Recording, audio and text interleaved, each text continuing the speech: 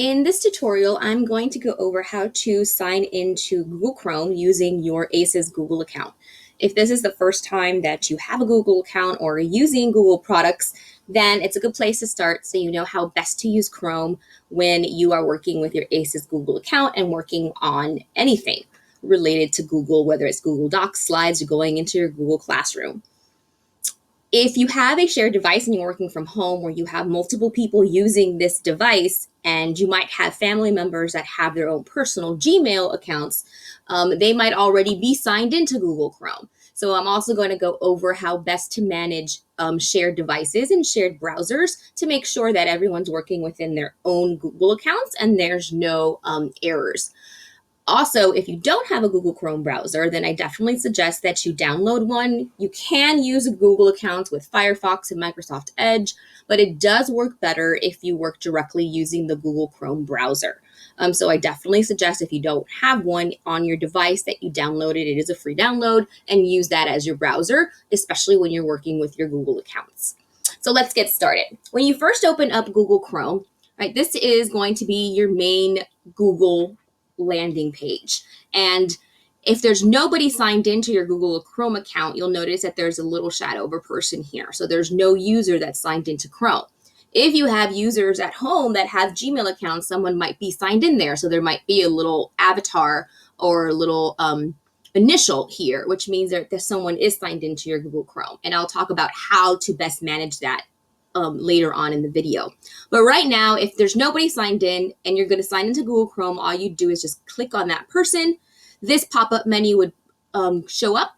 You click on Turn on Sync, and then you would see a sign-in window. So you'll put in your ACES email that you'll receive. This is your ACES email account, is your username. You'd click on Next, and then you'd go ahead and put in your password. When you first sign in, the next window that'll pop up is going to be this window that says Turn on Sync, and you'd click Yes. And the reason you'd click Yes is because when you turn on Sync, that means if I have any extensions that I download to use, if I have any bookmarks, all of those things get saved into my account.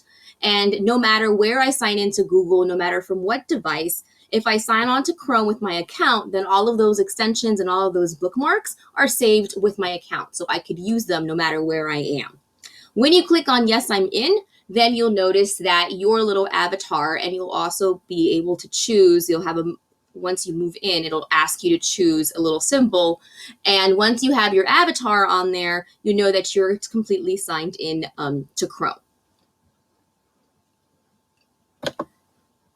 So now that we're all signed in, you see that I have with my account, I have all of these extensions and bookmarks. So no matter where I sign in, I know I can access it. And so now it's very easy for me to go into my waffle here and be able to go into my Google Drive, to be able to go into my Classroom, to be able to go into my Gmail. So all of that is very easily accessed now. And I know it's already linked to me because I'm signed in.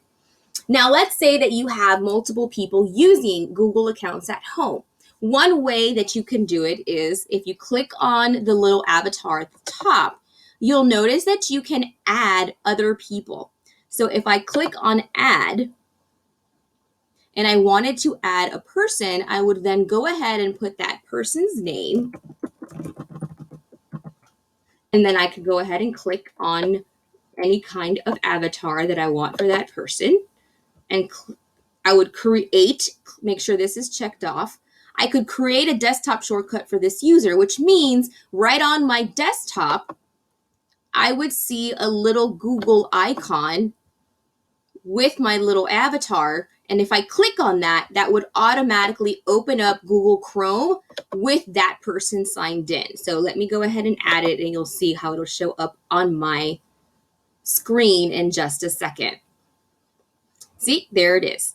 Here's my little avatar.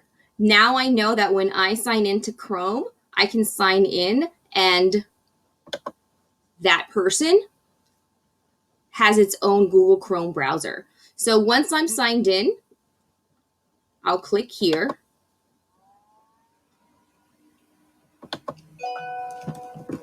And so this is going to be my other Google account.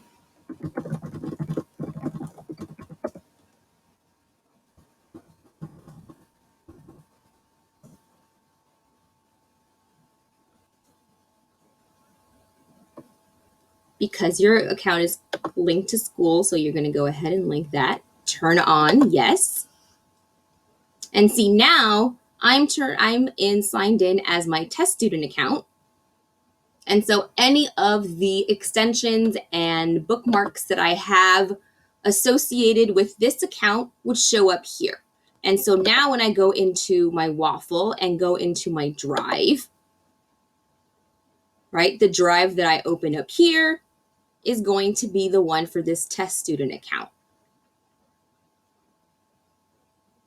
And if you notice down here at the window, right, you'll notice that there is a Chrome browser with a test student icon and a Chrome browser with my original avatar. So you'll see that there's two different Chrome browsers. Here's mine with all my stuff, and then here's the test student with all the test student stuff.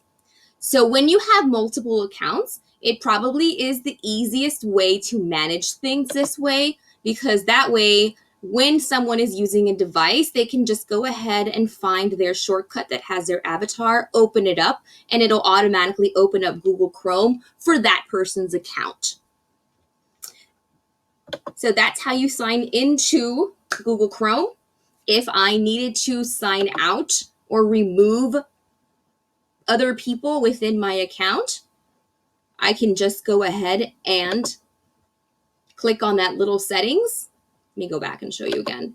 Click on this little gear icon, the settings icon, and then you'll notice that I have here, it'll list all of the people that have Google Chrome accounts listed here. If I wanted to get rid of someone, when you hover over someone, you'll notice these three little dots. So if I would click on those three little dots, it would say remove this person. So if I needed to remove this person from my account, I can just do that. None of their extensions or bookmarks are going to be deleted. They're just no longer on your Chrome browser. But if that person were ever to be added and signed in again, then all of those extensions and all those bookmarks would be there, because as long as your sync is always on, then those things would always be saved with you. So I hope that helped clear things up a little bit about how best to use your Chrome browser, and thanks for watching the video.